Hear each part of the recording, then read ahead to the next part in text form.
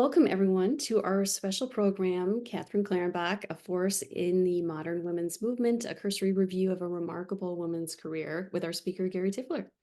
My name is Jennifer Gursky. I am the program director for the Madison Trust for Historic Preservation. Celebrating 50 years, the Madison Trust is a membership organization dedicated to preserving the best of Madison's past while shaping its future. Historic places in Madison are cultural resources. Their reuse, rehabilitation, and preservation are vital to cultivating a strong civic identity and enhance the environment for those who live, work, and visit here. If you're interested in more information on our programming and advocacy work, you can visit our website at madisonpreservation.org. We are thrilled for this program to partner with three amazing organizations: the Wisconsin Women's Council, Tempo Madison, and the Wisconsin Women's Network. In fact, Kay helped found the Wisconsin Women's Council and the Wisconsin Women's Network, which I'm sure we'll hear more about very soon in Gary's program. A couple quick housekeeping items. Everyone's muted for the program. We'll take questions at the end and you'll be able to unmute yourselves, or you can add questions into the chat. Gary is also interested in talking with people who know case history. I will put his email into the chat, so feel free to reach out to him if you'd like to share. As many of you know, this past January, the Madison Common Council designated the Kathryn Clarenbach Residence at 2229 Eton Ridge as Madison Landmark number 183.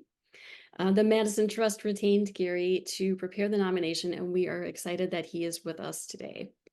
Gary is a longtime member and past board member of the Madison Trust, has conducted research, developed histories, designed new buildings, planned renovations of historic buildings, and advocated for historic preservation in Madison and over 30 communities throughout the Midwest. Gary, take it away. Thank you very much. This is going to be a whirlwind for all of you out there, so fasten your seatbelts.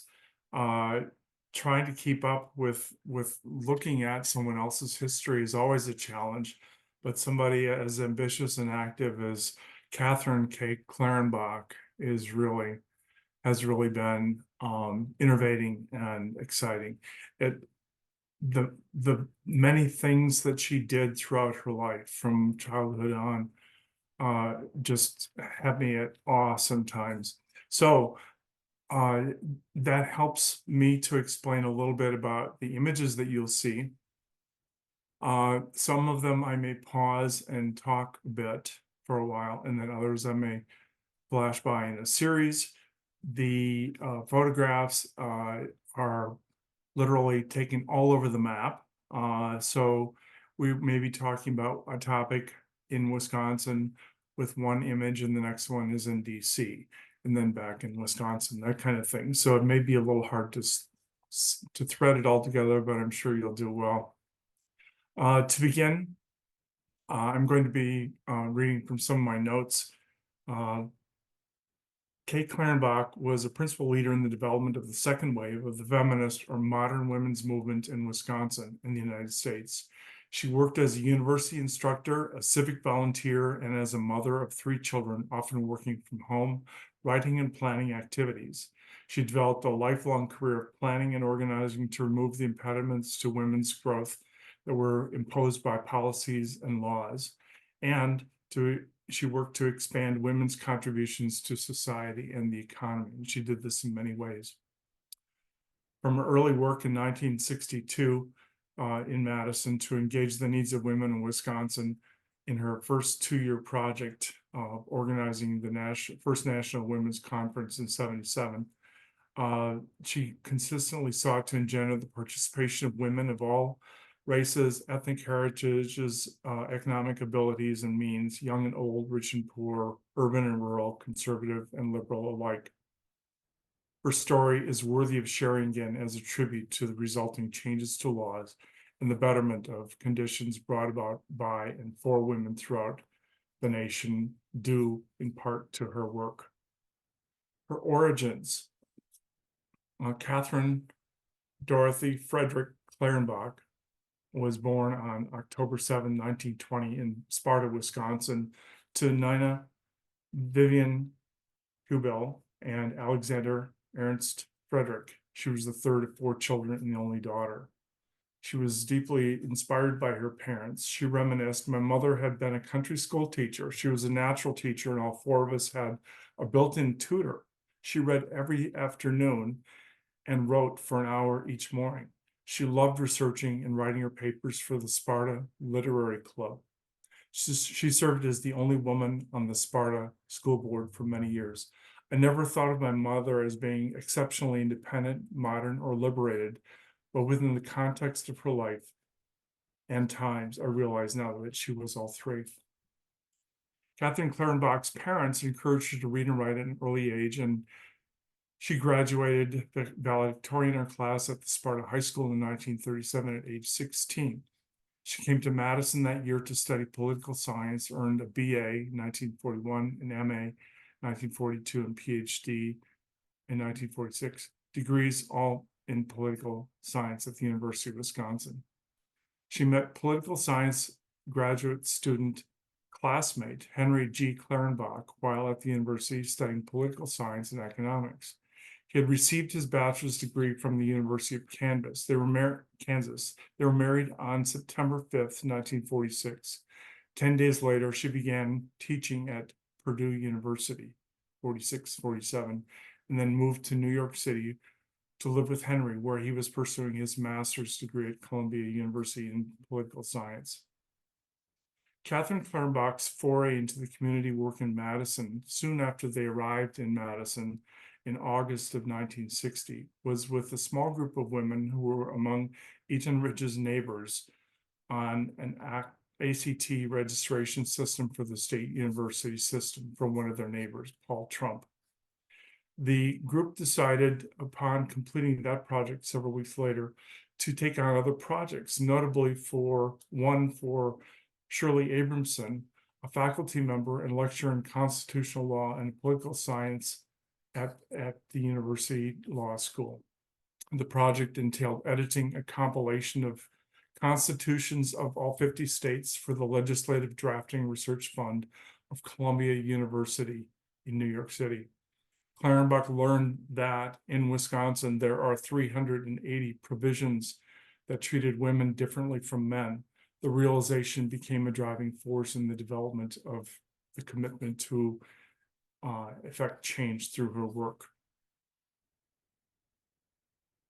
This is the house that they had bought. It was known as the Samp House and is in the West Lawn Heights National Register Historic District.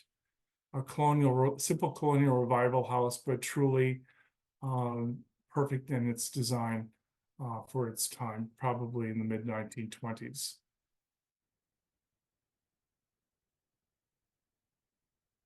The second wave of the women's movement, the feminist movement, began quite literally after World War II. However, it was based on the work that had been done by their forebears, the women who wrote. Susan B. Anthony and Katie Stanton, pictured here in their writings in the 50s and 60s, and through their activism through the years, handed to a generation in Madison, a group that formed the Women's Club that built a facility just off State Street on West Gilman Street that encouraged education beyond the years of schooling, and advocated for city policy, that sort of thing.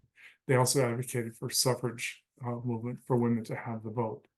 In Madison, this was the work that led to Wisconsin becoming the first of the states to ratify the suffrage act.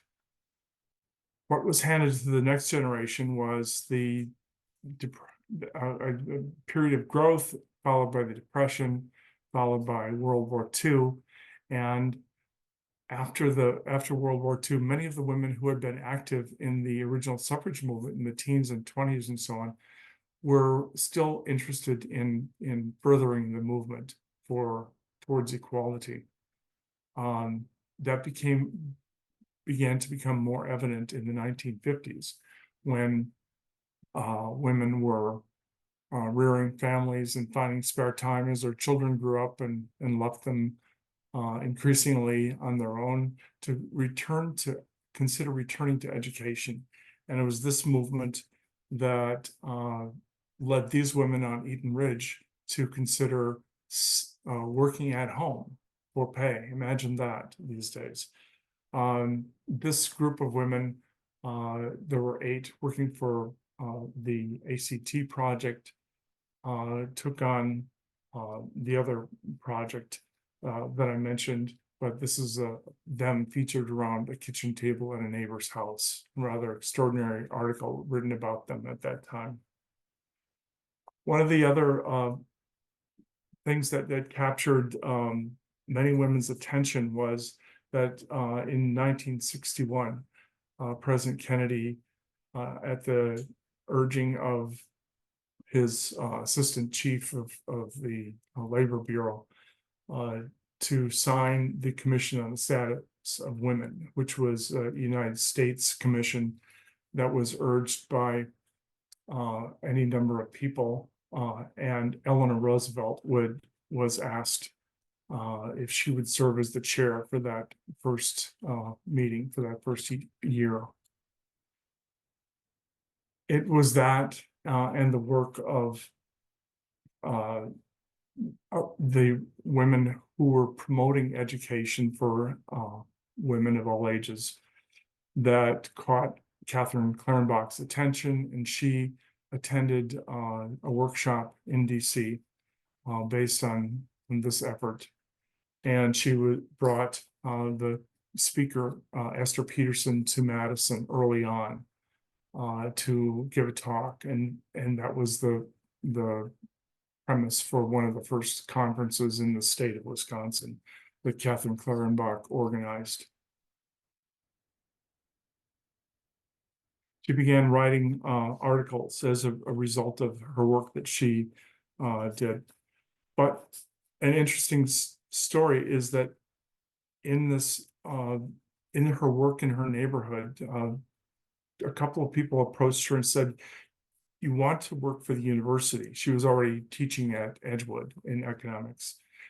And why not consider working on women's issues with the university women's women's studies director? And that would be, I'm sorry, the dean of women, and that would be Martha Peterson. And Clarenbach met with Peterson. She talked about a project she had heard about that was developed at the University of Minnesota, and it was called the Minnesota Project. What they had done was to develop an understanding of the needs for women and maturing women, and to try to meet their needs with education, with child rearing, with child care, I should say, and perhaps with housing or other needs that they had. And it was a very successful program. Martha Peterson, Dean of Women, suggested that Clarenbach attend their weekly staff meetings to tell them about this idea. And she did, and she was so full of enthusiasm and ideas that they soon put her to task working on doing a similar evaluation in the Madison community, engaging 200 university-related women to poll them on their thoughts on this concept. She was overwhelmed with the response, and they set up a conference as a result for these women to discuss a project for Madison.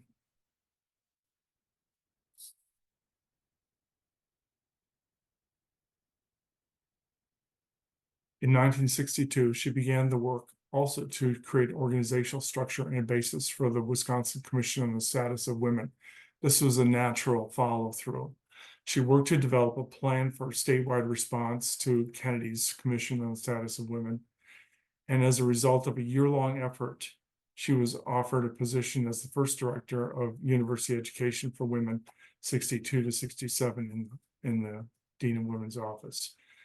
And subsequently, from 67 to 72, that led to her work as University of Wisconsin Extension Specialist for continuing education for women.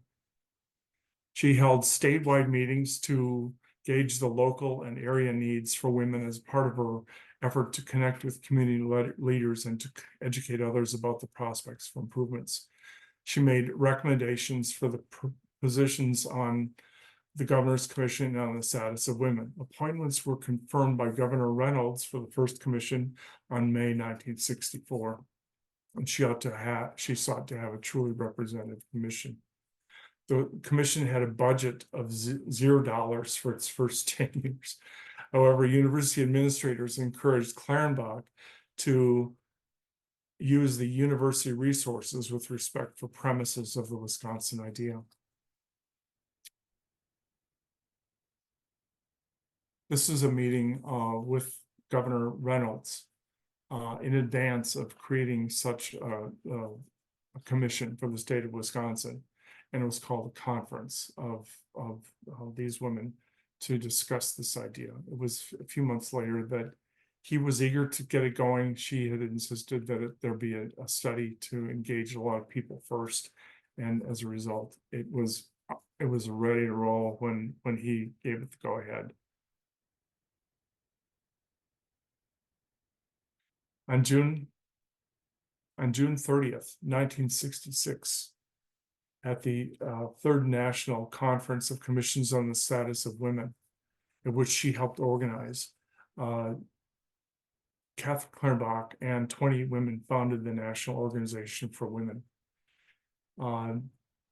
She also had the opportunity to meet some very important people, including the head of the Labor Department, Willits Beyond, and then Lady Bird Johnson. The NAACP was the basis for an advocacy group, which was intended to bring women into the mainstream of American society in equal partnership with men. That was the National Organization for Women's premise. At its October organizational conference, Clarenbach, though she was in absentia, she was at home with family. That's where she wanted to be. She had already given a lot of time traveling about the state. She was elected as chair of the now position that she held until 1970, along with Betty Friedan as president. Again, the state commission, this time with Governor Knowles, for whom they had prepared a significant report indicating the need. He was fully in support of the project. Friedan became well known as the author of her 1903 book, The Feminine Mystique, which is often credited with sparking the second wave of the feminist movement. Clarenbach supported simple founding criteria for membership in National Organization for Women, that prospective members reject racism and sexism. During the first year, the organization was housed at the Clarenbach home on Eton Ridge. In October 1968, NOW persuaded President Lyndon Johnson to amend Executive Order 11-244 to add prohibition of discrimination based on sex to those prohibitions already outlined in the Equal Opportunities Law. Catherine East of the Women's Bureau of the Department of Labor urged Clarenbach to become the first chair of the Interstate Association of Commissions on the Status of Women in 1970, and until 72, she pressed on this rather than chairing the Wisconsin Commission, but she went back to it after doing this. She helped groups to organize in many other states, regions, and territories. As president of the organization, she became a signatory on the original amicus curiae brief in the Roe v. Wade case in 1973 in support of abortion rights. There are many humorous stories, including by David Clarenbach, about how to answer the phone if Betty Friedan calls, because Betty was a very animated woman and very forthright, and there was no fibbing her with what was going on. So Betty was treated quite differently, but everybody knew that she was filled with ideas and enthusiasm, but they loved the calm, collect, that was expressed by Kathryn Clarenbach, who could work with women across the board and accomplish great things.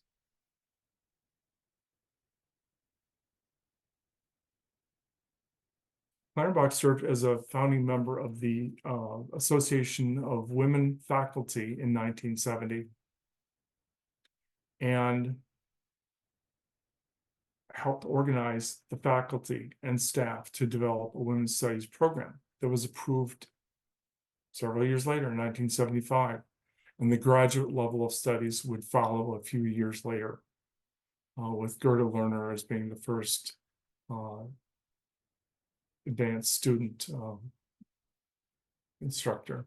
Meanwhile, they were having their impact on state and laws. And as you can see here, Lucy signs a bill outlawing sex discrimination in the state, Friday, October 24th, 1975. There were many, many more such things, but I just provided a single example herein. Meanwhile, Clarenbach is continuing to serve as outreach around the state and meets with women of across the board, as she did here with a women's group conference in Milwaukee. She had numerous offices, 3 of them on campus, offices while she was away during her years later. And she humorously said, when she accepted her first job in Martha Peterson's office, she was offered a full-time job secondarily and chose to work only 3/4 time so that she could be at home with her husband and children. And then the other 3/4 time she would work at home. In 1977, she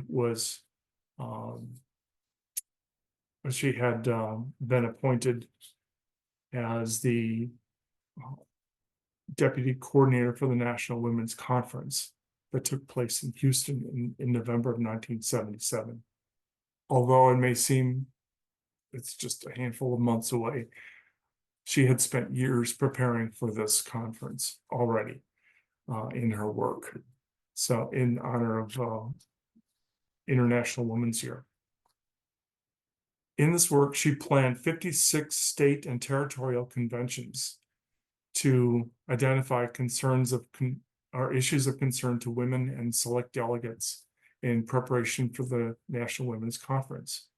Referred to as the Constitutional Convention for Women, with over 18,000 observers in attendance and 1,442 elected delegates, they were asked to identify the barriers that prevented women from fully participating and in all aspects of national life, to develop recommendations on how to remove those barriers and to establish a timetable to achieve those goals. Roughly 130,000 women participated in making those decisions in state meetings prior to the conference in all 50 states and territories. The delegates drafted a national plan for federal action to remove barriers to equal treatment of women in 26 states, including education, health, and childcare.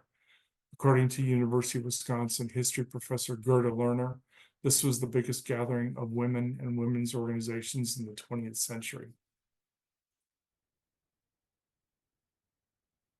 Bella Abzug had asked Clarenbach if she would serve as the deputy director of this women's conference, and Bella Abzug stood as the representative chair. Virtually all of the big names in the women's movement were there, and tens of thousands of other people as well to participate in this incredible event. This was a planning meeting that took place at that event. See Bella Abzug and Clarenbach. The woman right here, Rita Elway, is someone that the photographer Diana Henry suggested that I research, because she wrote an extensive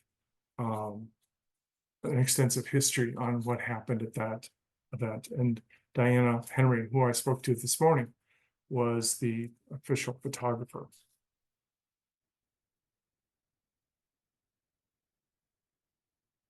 This Spirit of Houston was the name of the publication that was produced the following and printed for the Congress and the President and the people of the United States in March of 1978.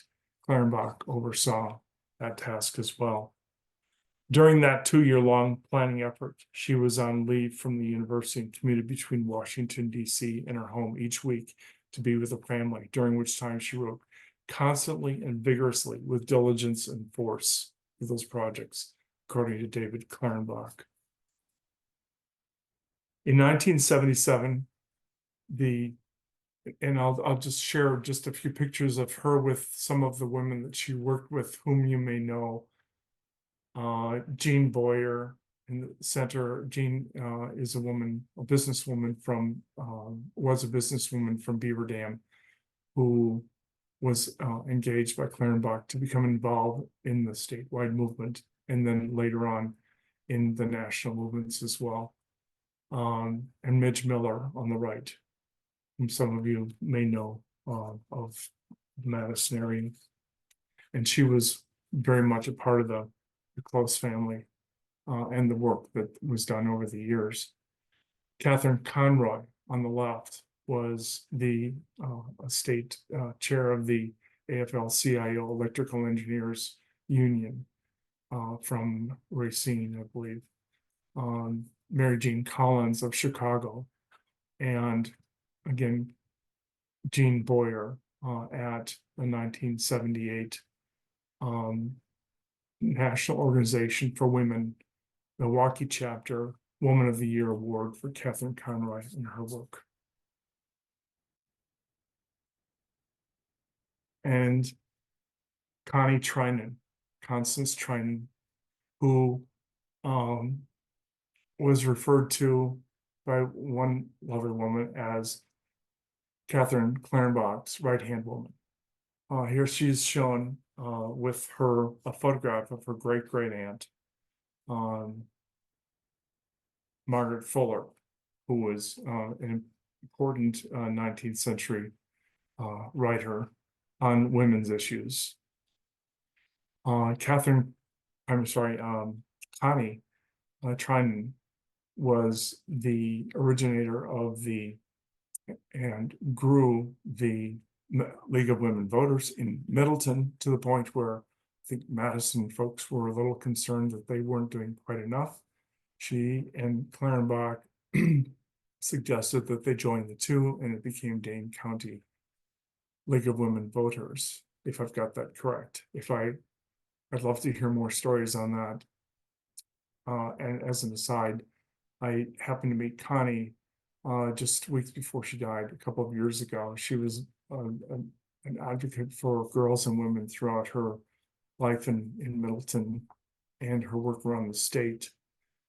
She helped to write programs for education for girls in high school, and she was a proponent of the Freedom from Religion organization and of several other things. She was a co-founder with Kathryn Clarenbach in 1979 of the Wisconsin Women's Network. I happen to have been given her library and women's topics, and if some of you have ideas on how best those could be reaching other people, I would certainly appreciate it. They would need to be archived, some of them, and some of them probably given away to other sources. Kathryn Clarenbach was certainly a mentor to her son, David Clarenbach, who became Wisconsin's youngest state representative, elected in 1974, position he served for a number of terms up until 1992, and then ran for Congress. He became the pro tem speaker and helped actually usher through a couple of laws that his mother had worked on and helped bring into fruition through her statewide organizing work. In 1977, the Wisconsin legislature passed the Landmark no-fault divorce law. By the way, this is nothing to do with that, but this is David at an event at his mother's home for Jerry Brown, who's running for president. David was his state rep. And the Clarenbach family, who may as well meet now. Janet on the left is the youngest. David in the middle, and Henry, you haven't seen, and Sarah.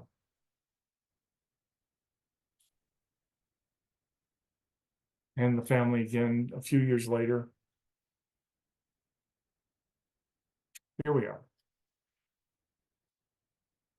The landmark no-fault divorce law that was more equal and less stressful for women than the one that Clarenbach had championed since 1967.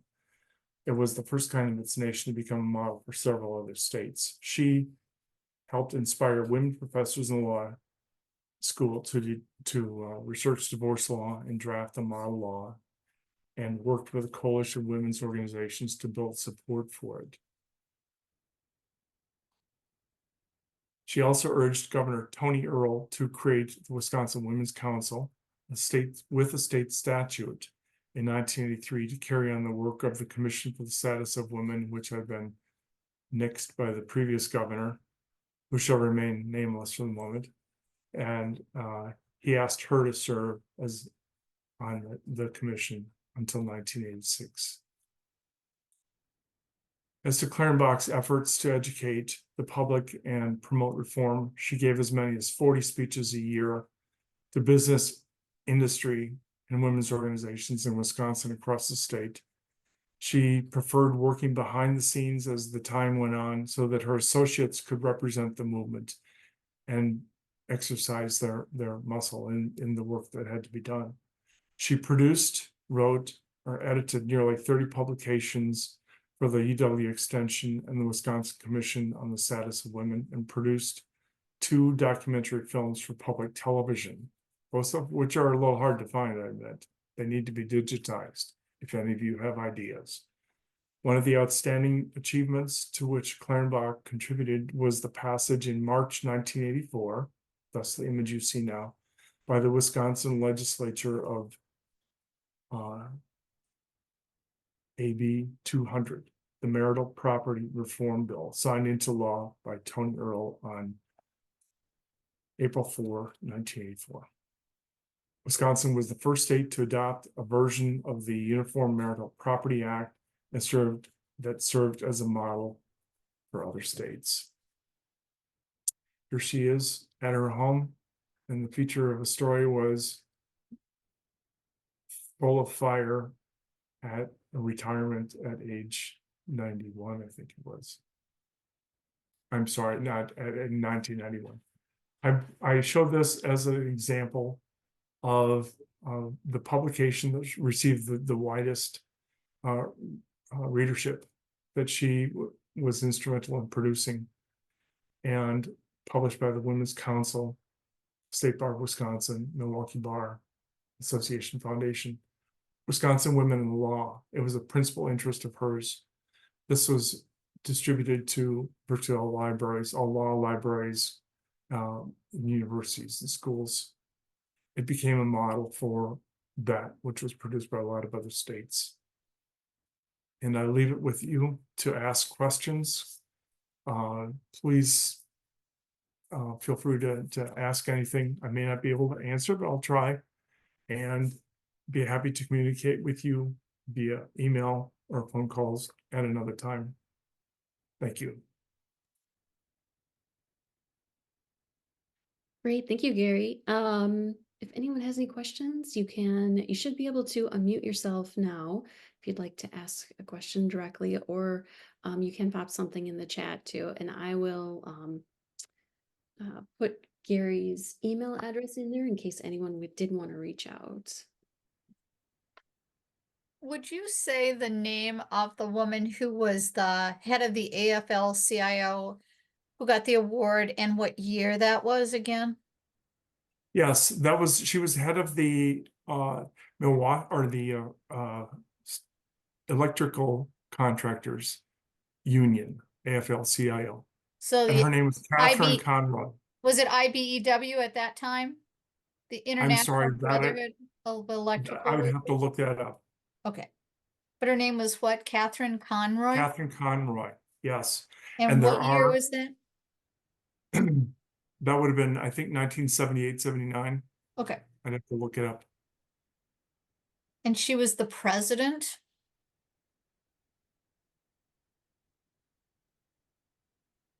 I'm sorry, I'd have to look that up.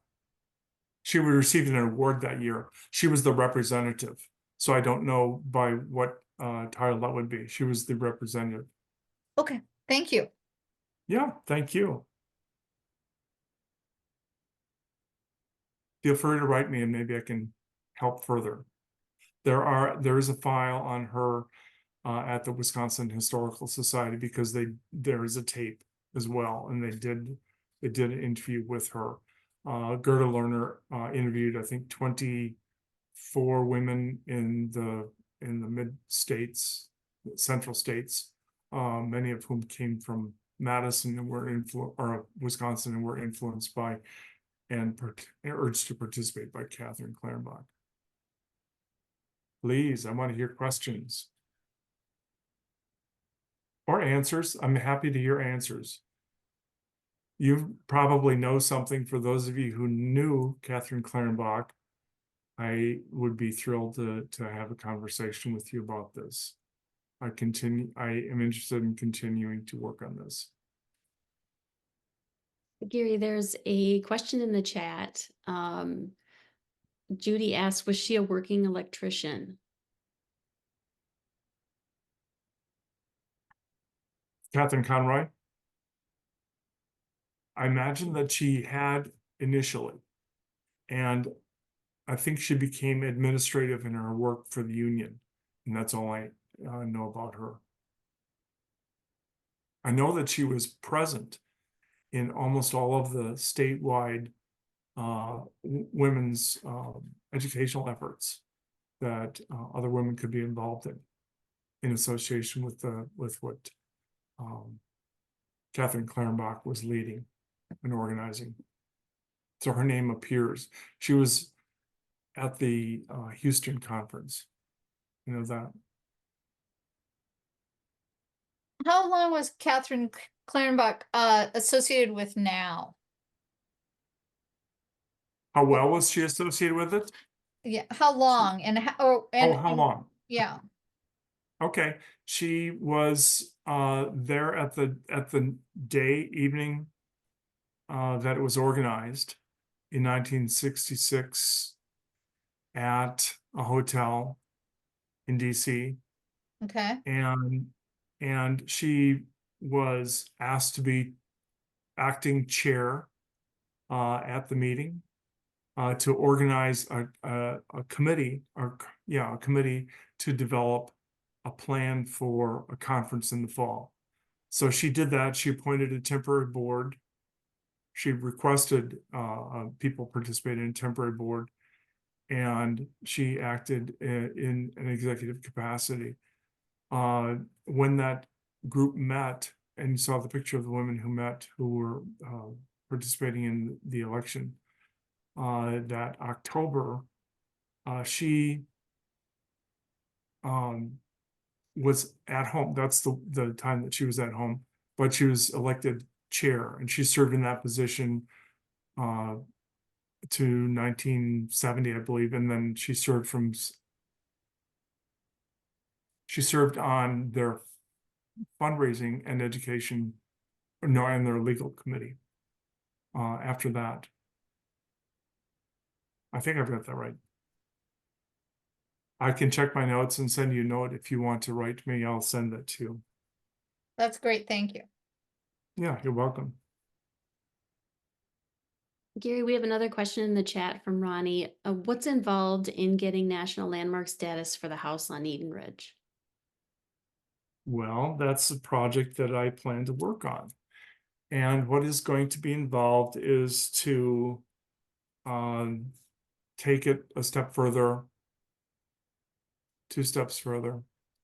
One of them is going to be heading in, consulting with state historic preservation staff and their historians and having them review what I've written so far and getting their feedback, and then rounding out the story as much as they need.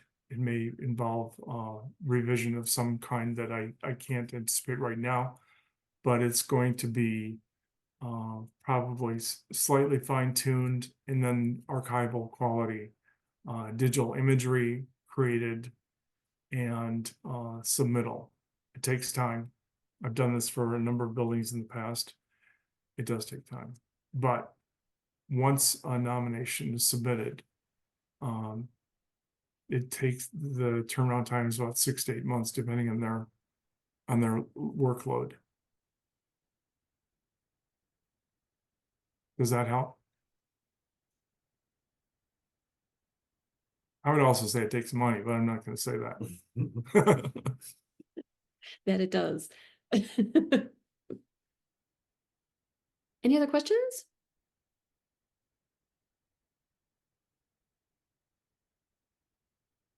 Maybe some of you knew some of her neighbors. There were a number of people that associated with her.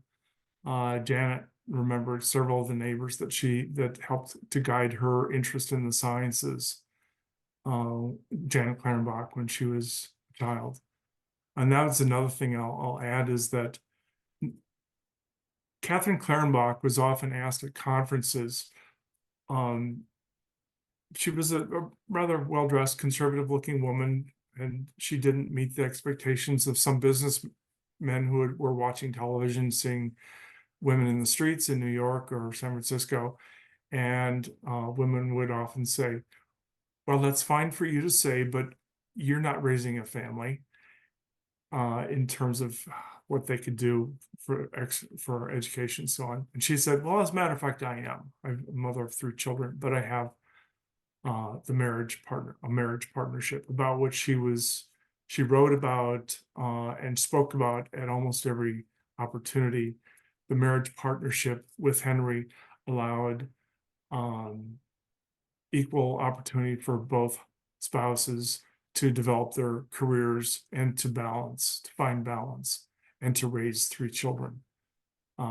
They did have the help of some neighbors. Janet acknowledged that.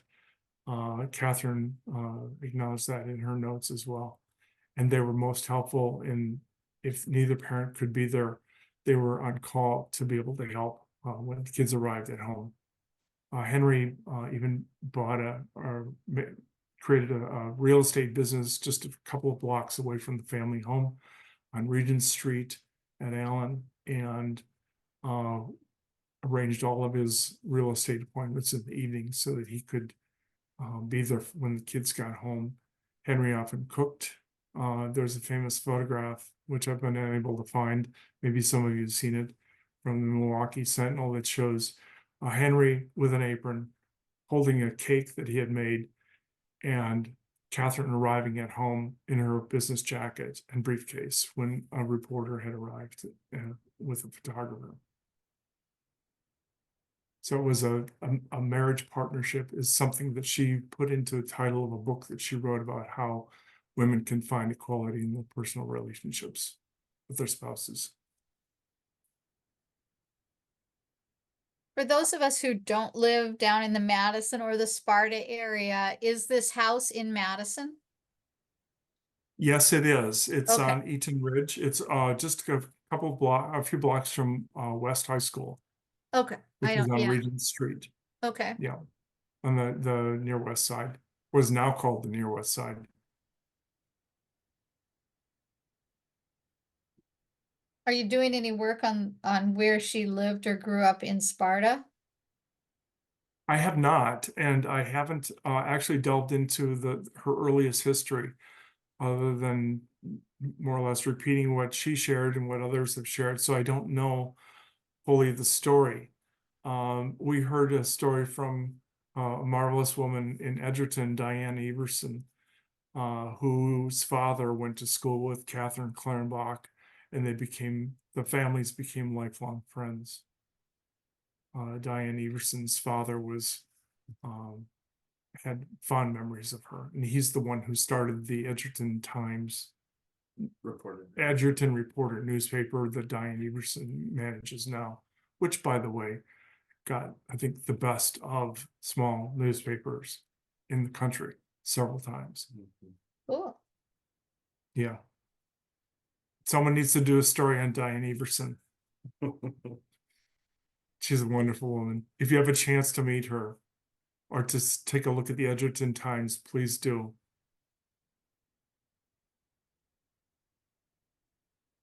So what help or support do you need from the people that have sponsored this event tonight? I am interested in knowing their connections with, well, first, with the Kathryn Clarenbach and family story. Maybe reach out to your friends, find out if there's somebody among them who knows or has something. We're shy, believe it or not, we're shy of photographs that were not taken by a professional photographer. So there's a lot of and other than family photos, there I think are other kinds of events and conversations and correspondences and so on that people may have that are buried deep in the archive. There's a considerable archive at the UW archive that Kathryn Clarenbach herself arranged for in the late 80s, early 90s, probably at Gerda, at the request of others. But it was also, it would also be helpful to know of the other women who you know, whose stories you think are important, that they be identified, particularly if they're living and have papers and that sort of thing, that can be cared for, archived, protected. I just happened to live across the street from a woman a few years ago whose aunt was the secretary for the Madison Women's Club. And unfortunately, her records were put out at the curb just 2 weeks before she discovered my interest. So there, you may know of somebody. Please consider taking care of the papers while that person is still able to help with identifying the importance of them, so that not all are saved, but some are saved, and the photography and other ephemera that might be of value in the future, because you never know who's going to take an interest in some of this material. In Connie Tryman's books, there are handwritten letters that say such things as, "Thank you for helping me with this book. Thank you for the information that led to my work and my paper," that kind of thing. So you never know who down the line is going to be using these archives, these records, and so it's best to save them as we can. I would encourage people to, I'd be happy to have conversations with groups to give a different talk or a related talk on some aspect of this. It's a lot of ground cover, as you can see. And I've got more. Thank you. Ada Deer, who just passed away not too long ago, her best friend is a woman who I think lives part of the year in Wisconsin, but her son is Ben Wickler. Lynn, somebody else might know her last name. But anyway, she might have a bunch of stuff from Ada and Kathryn's time on the Women's Council, because they Very were on the good. Women's Council at the same time. That's wonderful. So if you know who Ben is, I do know Ben. I've met him. his I don't know mother, his mother. in fact, his godmother was Ada Deer. I think I knew that. Yep. So they may have, oh yeah, the other person who might know a bunch of stuff is Roberta Glassman. Yes. So. Gassman. I spoke with Roberta very briefly a few weeks ago. Thank you for that. You're welcome. Great. Do we have any more questions? Some good questions came up. Okay, well, thank you, Gary, for your work, not only for the presentation tonight, but for preparing the nomination. Terrific work. Again, we want to thank our partners for this program, the Wisconsin Thank you. Council, Temple Madison, and the Wisconsin Women's Network. Thank you so much for your partnership. We'll be sending a follow-up email with a link to the program. And if you're, like I mentioned, if you're interested in learning more about the Madison Trust, you can visit us on our website at madisonpreservation.org. And we appreciate everyone attending and hope you have a good night. And tell your friends to join too. Thank you. Thanks, Gary.